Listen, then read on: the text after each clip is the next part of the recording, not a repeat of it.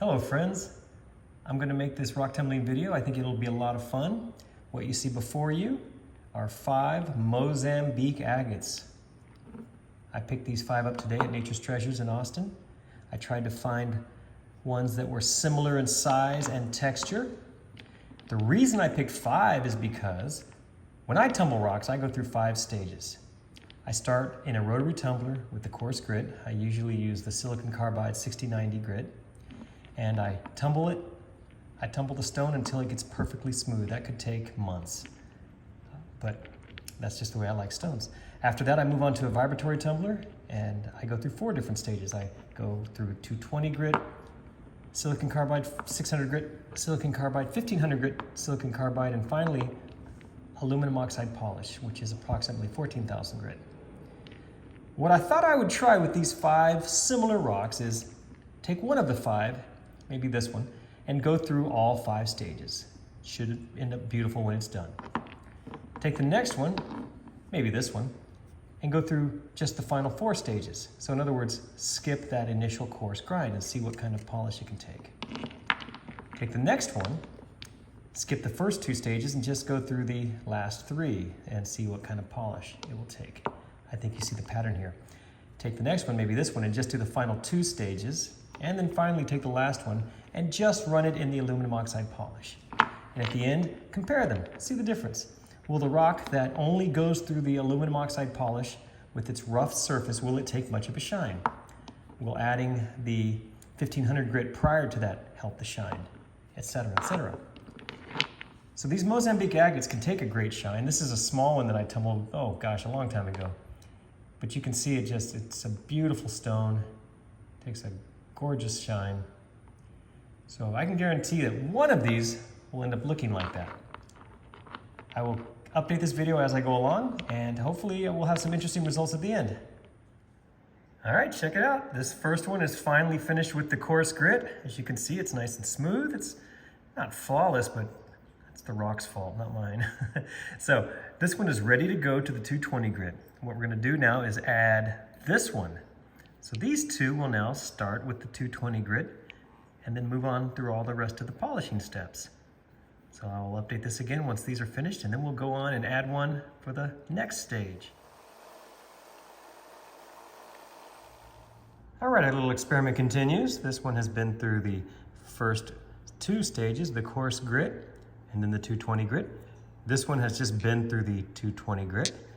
Now, let's add this one and throw all 3 of these into the 600 grit.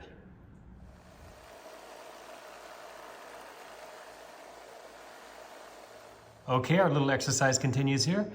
This one has been through 3 stages now, the coarse, the 220, and the 600. This one has just been through the 220 and the 600. This one's just been through the 600. Now, let's take these 4 and put them in the 1500 and see what happens.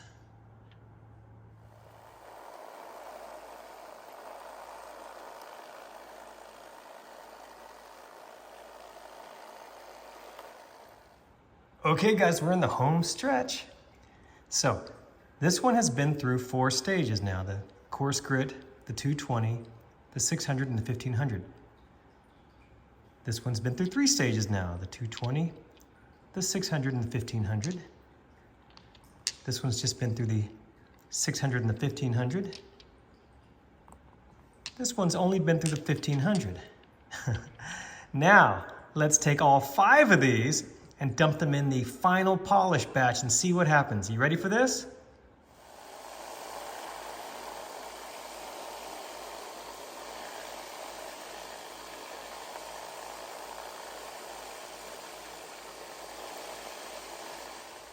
Our little experiment is done, and check it out.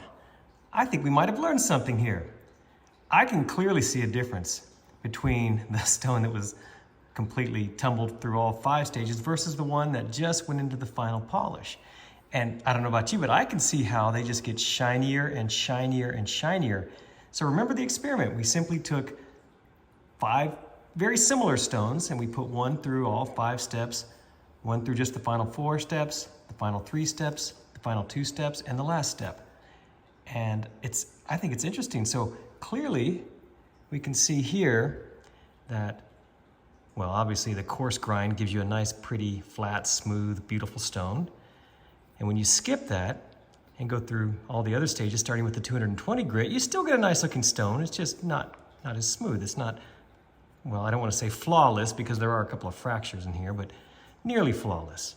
Now, what about when we compare the stone that went through the 4 stages to the stone that went to just the 3 stages?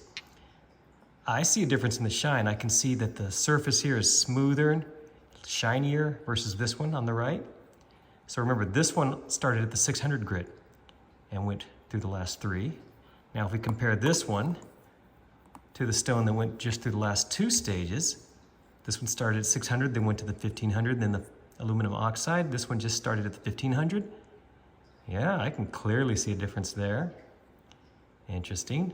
And then finally, we look at this compared to the stone that just got tossed in at the very last stage, the aluminum oxide polish.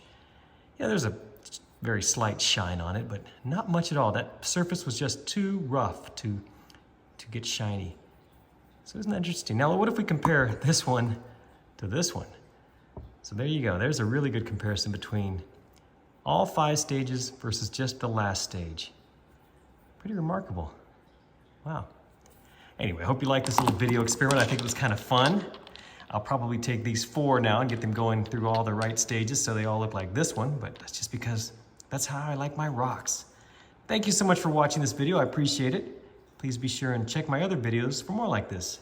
Thanks again.